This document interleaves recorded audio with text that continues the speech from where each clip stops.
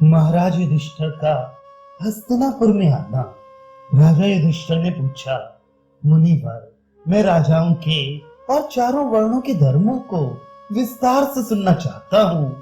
कृपया बताइए कि आपत्ति के समय इन्हें किस नीति से काम लेना चाहिए। आपने प्रायश्चितों के विषय में मुझे जो कुछ सुनाया है उससे मुझे बड़ा हर्ष हो रहा है।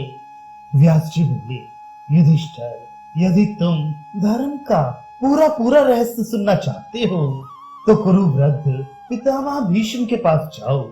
वे गंगा जी के पुत्र, सर्वज्ञ और सब प्रकार के धर्म का मर्म जानने वाले हैं। इसलिए धर्म के विषय में तुम्हारे मन में जितनी शंकाएं हों उन सभी का वे समाधान कर देंगे। जिस धर्म शास्त्र को शुक्राचार्य और देवगुरु बृहस्पति जानते हैं उसी को कुरुश्रेष्ठ भीष्म जी ने शुक्राचार्य और च्यवनजी से पूरे विवरण के साथ प्राप्त किया है। उन्होंने ब्रह्मचर्य व्रत की दीक्षा लेकर वशिष्ठ जी से अंगोपांग सहित वेदों का अध्ययन किया है। ब्रह्मा जी के ज्येष्ठ पुत्र परम तेजस्वी सनत कुमार जी से अध्यात्म विद्या पाई है। मार्कंडेय जी से पूर्णतया यति धर्म सीखा है तथा परशुराम जी और इंद्र से अस्त्र विद्या पाई है। मनुष्यों में उत्पन्न होकर भी मृत्यु को उन्होंने इच्छा के अधीन कर लिया है। पवित्र चरित्र ब्रह्म ऋषि गण उनके सभासद थे। जब कभी ज्ञान यज्ञ होते थे तो उनमें ऐसी कोई बात नहीं होती थी जिसे वे जानते ना रहे हों। वे धर्म और अर्थ का सूक्ष्म तत्व जानते हैं। वे ही तुम्हें धर्म का उपदेश करेंगे। अब कुछ ही समय में वे प्राण छोड़ने वाले हैं, अतः तुम उनके प्राण परित्याग के पहले ही उनके पास पहुंच जाओ। युधिष्ठिर बोले, भगवान, मैंने तो अपने बंधु बांधवों का बड़ा भीषण और रोमांचकारी संहार किया है। मैं सभी लोगों का अपराधी और पृथ्वी का सत्यानाश करने वाला हूँ। यही नहीं, वे सदा ही निष्कपट भाव से युद्ध करते रहे हैं, किंतु मैंने छल से उनका संहार कराया है। ऐसी स्थिति में मैं किस प्रकार उन्हें अपना मुंह दिखा सकता हूँ। वैशंपायन जी कहते हैं, राजा युधिष्ठिर की यह बात सुनने पर युधिष्ठिर श्री कृष्ण ने चारों वर्णों के हित की कामना से इनसे कहा, नृपश्रेष्ठ, अब आप शोक को ही ना पकड़े रहें। भगवान व्यास जैसा कह रहे हैं वैसा ही करें। यह अतुलित तेजस्वी और आपके गुरु के समान है। इनकी आज्ञा मानकर आप ब्राह्मणों का, अपने सूर्यधम लोगों का, द्रौपदी का और संपूर्ण लोगों का हित करें। श्री कृष्ण के इस प्रकार कहने पर महामना महाराज युधिष्ठिर सब लोगों के हित के लिए अपने आसन से उठे। वे वेद, उपनिषद, मीमांसा और नीति आदि सभी शास्त्रों में पारंगत थे। इस समय अपना कर्तव्य निश्चय करके उन्हें बड़ी शांति मिली। उन्होंने महाराज धृतराष्ट्र को आगे किया और श्री कृष्ण आदि सब बंधु बांधवों के साथ हस्तिनापुर में आए। नगर में प्रवेश करते समय उन्होंने देवताओं का तथा हजारों ब्राह्मणों का पूजन किया। वे सफेद रंग के 16 बैलों से जुटे हुए एक नवीन रथ में सवार हुए। वह रथ ऊनी वस्त्र और चमड़े से मड़ा हुआ था तथा श्वेत वर्ण का था। उस समय महापराक्रमी कुंती नंदन भीम ने बैलों की बागडोर संभाली। अर्जुन ने कांतिमान श्वेत छत्र लिया तथा माद्री नंदन नकुल और सहदेव चंवर और पंखा ढुलाने लगे। इस प्रकार जब पांचों भाई सज धज के साथ रथ पर सवार हुए तो ऐसे मालूम होते ये मानो 5 भूत ही मूर्तिमान होकर इकट्ठे हो गए हैं। महाराज युधिष्ठिर के पीछे एक रथ पर युष्टु चला।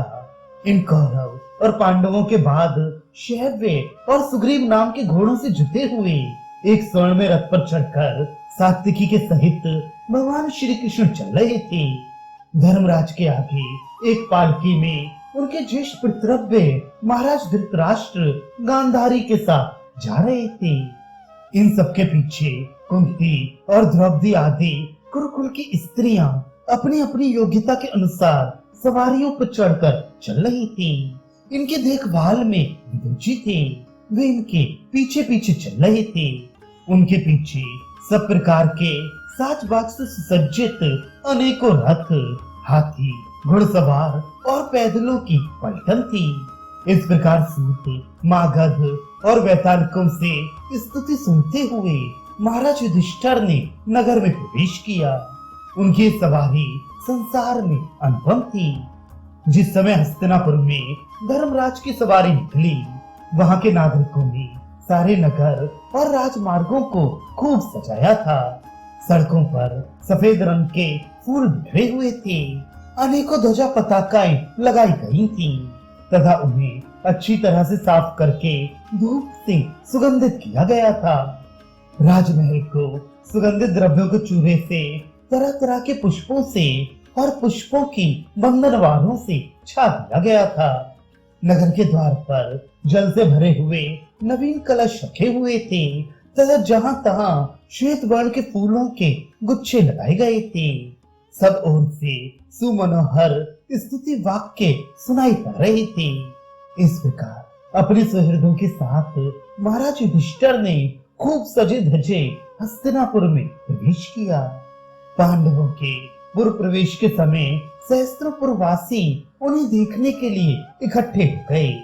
उस समय अनेकों पुरनारियां पांचों भाइयों की प्रशंसा कर रही थी। वे लज्जावश धीरे धीरे कहने लगी, पांचाल कुमारी, तुम धन्य हो जो तुम्हें इन पुरुष श्रेष्ठों की सेवा का सुअवसर प्राप्त हुआ है। तुम्हारे सभी पुण्य कर्म और व्रत सफल हैं। उनके ऐसे प्रशंसा वाक्यों से और आपस के प्रेमालाप से उस समय सारा नगर गूंज रहा था। इस प्रकार महाराज युधिष्ठिर धीरे धीरे राजमार्ग से निकलकर महल के द्वार पर आए। तब सब दरबारी, नगर निवासी और देश के लोग उनके सामने आए और प्रणाम करके तरह तरह की कानों को अच्छी लगने वाली बातें कहने लगे। वे बोले, महाराज, बड़े सौभाग्य की बात है कि आपने धर्म और बल के प्रभाव से पुनः अपना खोया हुआ राज्य पा लिया है। आप 100 वर्ष तक हमारे राजा रहे और धर्म पूर्वक प्रजा का पालन करें। इस प्रकार राजद्वार पर मांगलिक वचनों से उनका सभी ने सत्कार किया तथा ब्राह्मणों ने भी आशीर्वाद दिए। उन सबको यथा योग्य स्वीकार कर महाराज रथ से उतरे और फिर राजभवन में पधारे। महल के भीतरी भाग में जाकर उन्होंने कुल देवताओं का दर्शन किया और रत्न, चंदन तथा माला आदि से उनकी पूजा की। इसके बाद वे फिर महल के बाहर आए और वहां हाथों में मांगलिक द्रव्य लिए खड़े हुए ब्राह्मणों के दर्शन किए।